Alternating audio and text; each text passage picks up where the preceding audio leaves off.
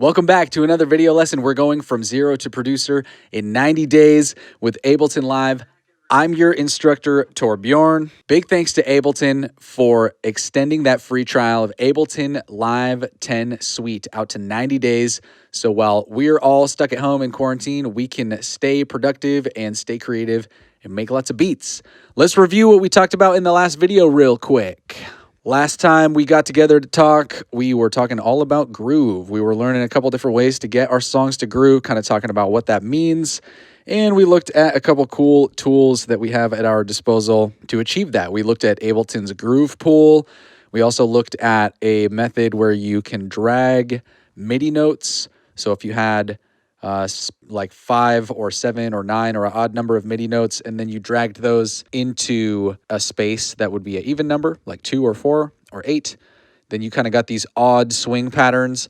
And then we also looked at using drum clips with the audio to MIDI technique to make a MIDI clip that we then used a simpler to have those MIDI clips trigger that. So we were able to take a live drummer's drum groove and we were able to make groove out of that. That was cool, but today we're going to talk all about compressors. Compressors are one of the foundational tools of producing music.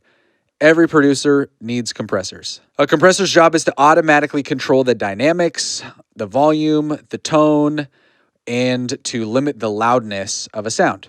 It's kind of like an envelope for a synthesizer mixed in with the dynamic characteristics of the source sound.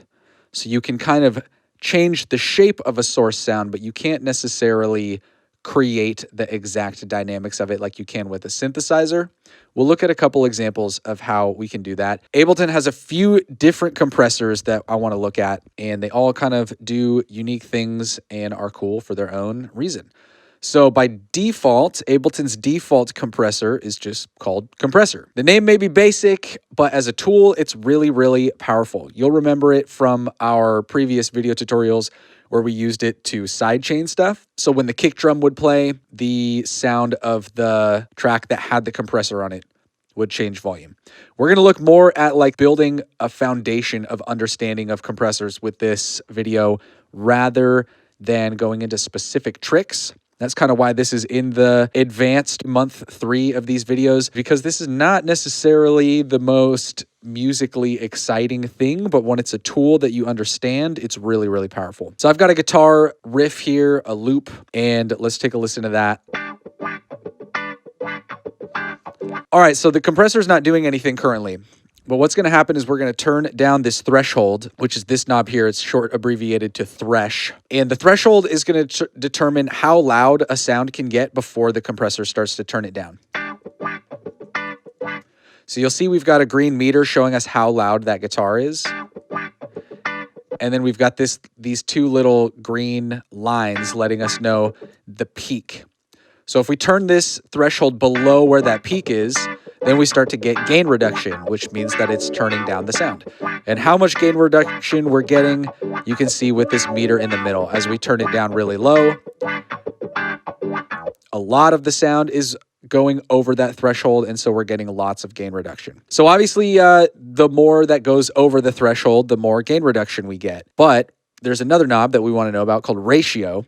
And what ratio is determining is when the sound is louder than the threshold, like it's above that line, how much quieter should the sound that is too loud become? And for example, that ratio is similar to like a ratio in math. If it's 1-to-1, that means that the same that is going in is what's going out.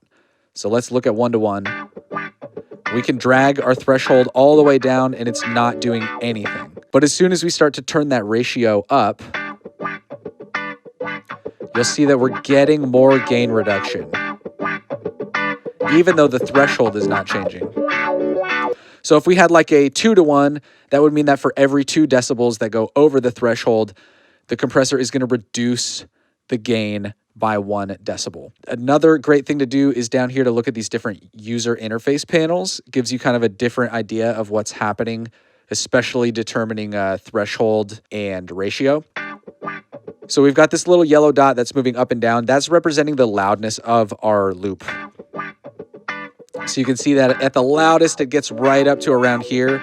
So we can turn our threshold down and we can meet our big dot, which is our threshold, with our little dot, which is the loudness of the sample.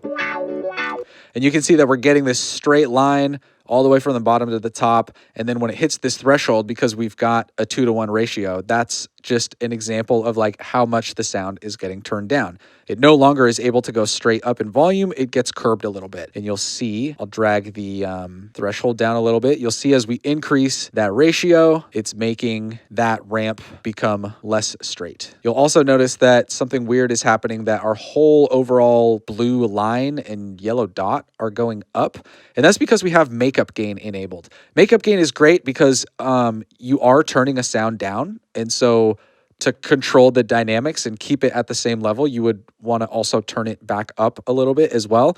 And the auto makeup gain, this makeup button here, will calculate that for you. But it's not always perfect. Sometimes you just want to get rid of like some of the louder peaks of a sound, like on this guitar. Like maybe we just want the bow, bow, and not the chugga, chugga. So we would set our threshold accordingly. And then we could determine how much we want it to get turned down.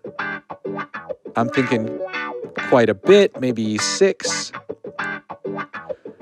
And then we could turn the output back up. You could see that clearly our peaking meter here on this compressor is a little bit lower on the output.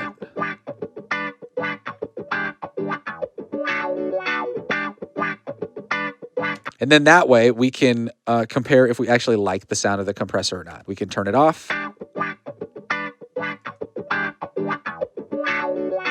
And you'll see now that we're not only changing the volume of it. Once we matched the output, we like lost about 3 decibels of gain because of the compression. And so we brought that back with the output gain, and then we can turn it on and off and just hear the difference in tone or hear the difference in timbre.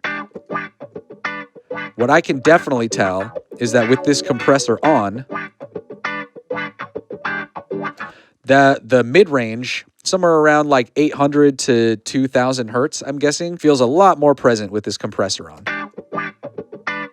And so that's one of the cool side effects you get from compression besides just controlling the volume. Last but not least, we've got this activity panel here.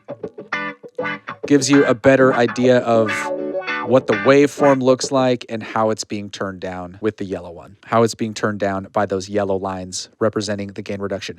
Let's look at our next compressor, the glue compressor. Glue compressor is Ableton's audio effect that emulates an outboard analog compressor. Specifically, it is very similar looking and sounding to the bus compressor from a famous console made by SSL. I'm going to look at some examples here with drums, and let's talk about attack and release, which is another important thing you need to know about compressors. So here I've got the attack and release set to both the slowest settings. I've got the ratio here on this one. We only get 3 options, 2, 4, or 10, so I've got that down to 2. I'm not adding any makeup gain, and we're just going to start dragging the threshold down on this drum beat and take a listen to it.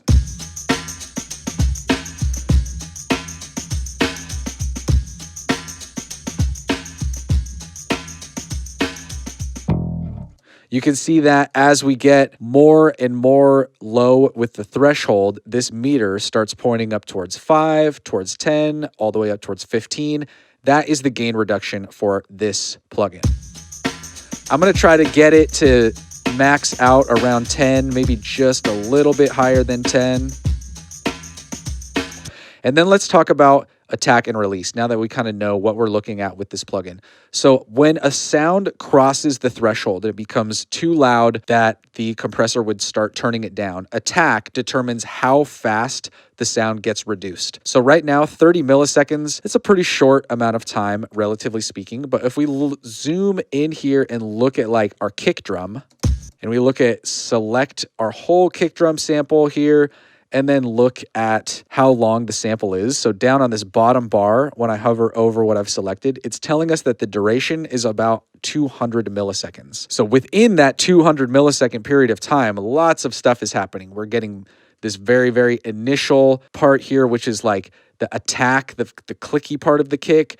Then here we're getting these shorter waves, or we're getting all of kind of the mid-range punchiness of the kick. And then as they start to get longer, here we're getting all of the bass and the low end of this kick drum. So you can imagine that's just a kick drum. The same phenomenon happens with snares, with toms, with all kinds of different drum sounds. So that 30 millisecond period of time, let's see what we've got here. The longest that this compressor can have for its attack setting, the length of the longest attack setting isn't even as long as the waveform of the clicky sound and the mid-rangey sound of this kick drum. So because a higher attack means it's taking longer for compression to happen, in this case, we would not be compressing the first 30 milliseconds because that is the amount of time it takes for it to start compressing. And the compression would only affect this last part here that's over the threshold, which is all of the low end of the kick.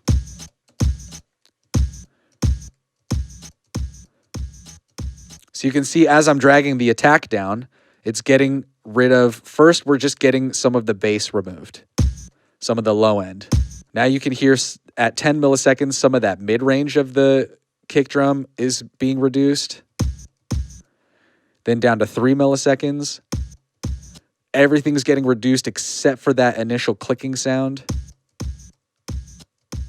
And then as we're getting into 0.3, 0.1, 0.01 milliseconds, that's really, really fast. We're compressing pretty much all of it at that point.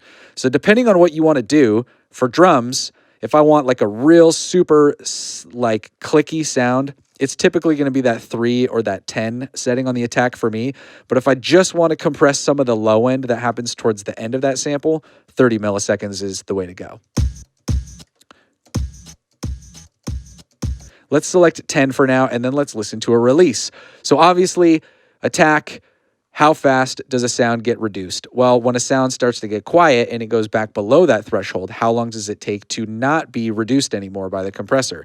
That's what release is determining. So we have 100 milliseconds, 200, 400, 600, 800, 1.2 seconds, and automatic. All of those are pretty self-explanatory, except automatic just determines how fast the release should be variably based on how much it's being compressed. So stuff that gets really, really compressed will release faster. Stuff that's only getting a little bit compressed will release slower. And there's a few other idiosyncrasies in there that make that unique, but that's pretty much it. So let's start with 1 second. Let's listen to this kick drum a couple times, and I'm going to reduce the release down to 100 milliseconds so we can start to hear the difference a little bit.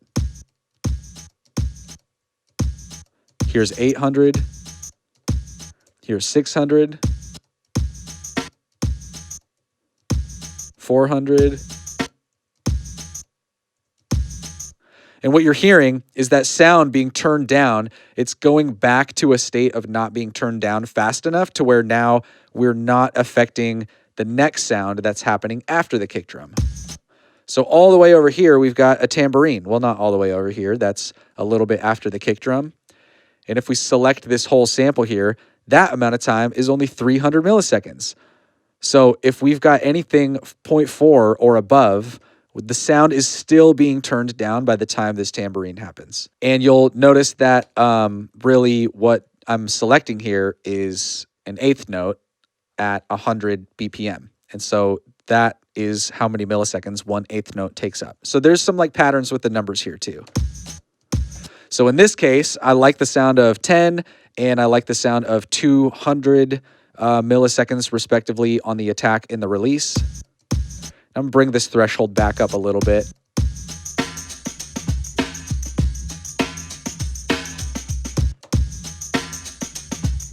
And that sounds pretty good. Let's move on to multi-band dynamics. I've got a bass line here. And why this is really interesting is because this is a really mid-rangey bass.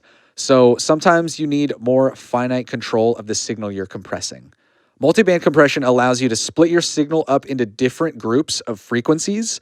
Ableton's gives you low, mid, and high in this instance, and you're able to compress those separately. So looking at this bass guitar loop,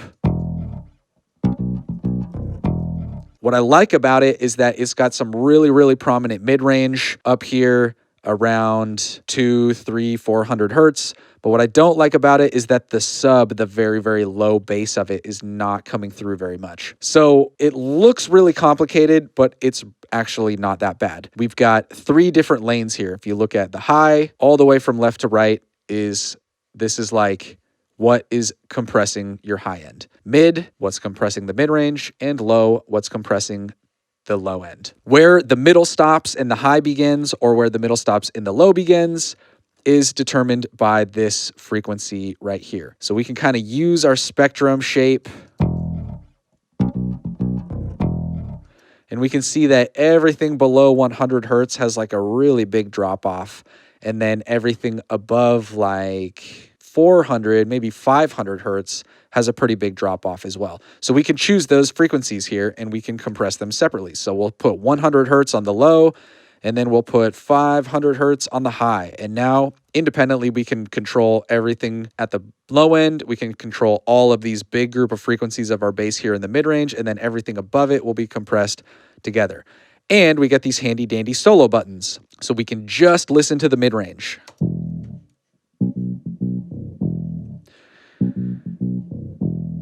And I'm going to start dragging this down. This is our threshold.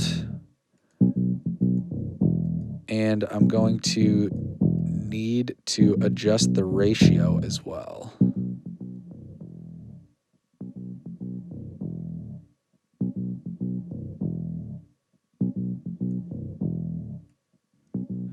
And we want to select time here. Let's make sure that we get our attack and release correct. I'm going to try 35 millisecond attack and 75 millisecond release. That sounds pretty good. It's definitely way more under control, but if we turn it off, we can see that it's a lot quieter now that we've compressed it. So we are going to want to turn it back up here with the output gain.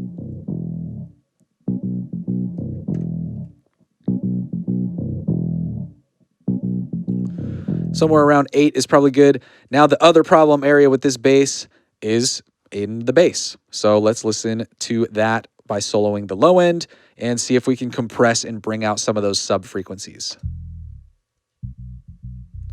Set our threshold here. We're looking at the line. We want to compress it, but we also want to bring it up quite a bit. I like to do really, really fast attack and release when it comes to bass. So I'm going to go 1 millisecond attack, 40 millisecond release. And I'm going to just put some really, really light compression on there. And it looks like here it's telling us a little bit about our gain reduction. And then let's see if we can bring this up a little bit as well.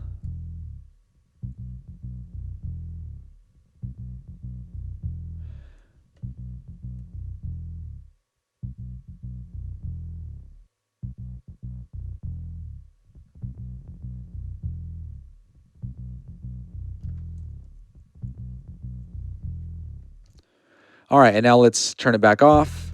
Did we change the volume?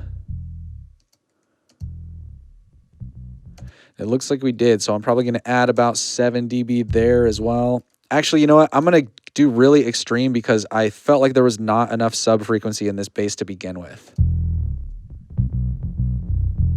Maybe that's a little hot.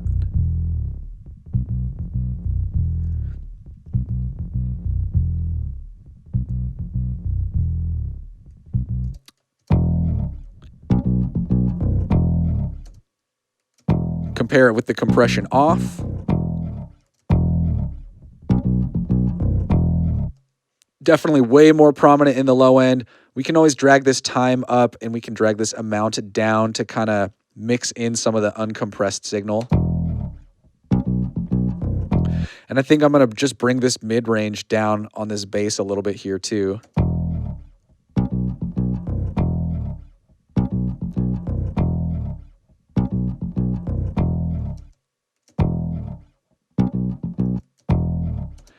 Definitely like that it brought out all of the low end. There might still be some more that we could do with this in mixing, but fundamentally we've gotten rid of a lot of what I was not liking about that bass sound. Let's move on here to the last but not least effect in the chain, and that is the limiter. A limiter is basically the same thing as a compressor, but where the ratio is set to 1 to infinity. So that means anything that goes over the threshold, or anything that would go over the threshold, just gets immediately turned down as much as it needs to get turned down to not be over the threshold. Like no sound gets to be louder than that threshold setting. Limiters can be used to drastically reduce dynamics and to make something be all the same volume level, or in a more subtle setting, it can be used to just cut some of the peaks that are a little bit too loud off of a sound. I've got a vocal loop here that I made earlier, and let's take a look at what a limiter does to that.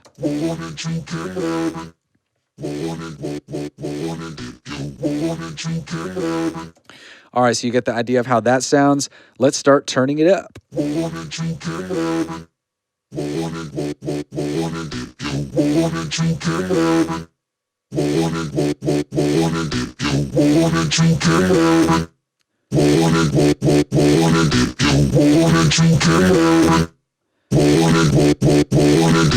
So obviously you can see if you turn it up a ton and it starts going below this -6, you're really going to start to hear that the dynamics are getting messed up, and it's going to start to change the sound very drastically. That's not always a bad thing. Sometimes stuff pushed through a really heavy limiter can sound super musical and cool. But in the case of this vocal, when we went too hard, what I'm finding is that all of that kind of gritty mid-range sound is just getting brought out and way too harsh. This sounds like this came from a vocoder or some type of vocal synthesizer. And whatever that digital sound that is in there, I'm not finding it to be super pleasing. Other cool things to note about on the limiter is we've got this look ahead. So because we're doing this in a computer, the computer can kind of look into the future of what's happening. Maybe we're playing here, and it's able to look at information over here and start to make decisions about what that plugin should do before the plugin actually has to go to work. So we're able to do that by 1.5, 3, or 6 milliseconds, which is cool. It also has this variable release time. You can choose how fast the limiter releases, or again, you can hit the auto button. Similar to the release on the glue compressor, it just looks at what the input sound is, and if it's too loud, way too loud, then it takes a little bit longer to release it, and vice versa if it's not that loud.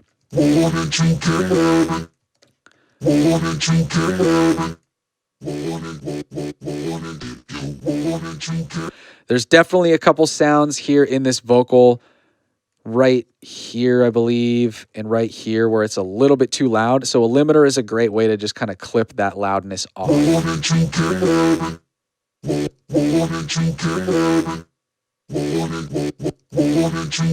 So yeah, somewhere around 6, it looks like it clips that off. And then just a tiny little bit of gain reduction later in the sound. So that kind of does its job there. Let's take a listen to it all together, and then let's get out of here.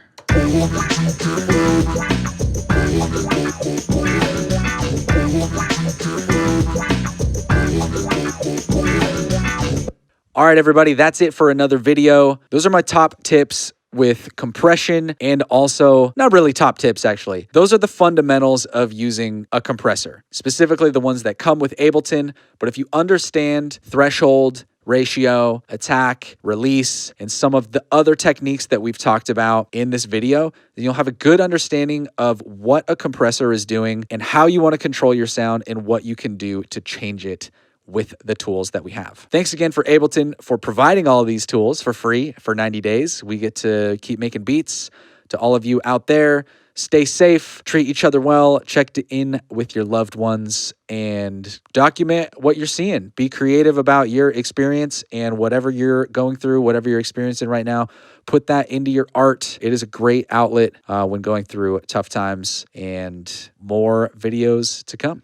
We'll see you in the next lesson. Peace out.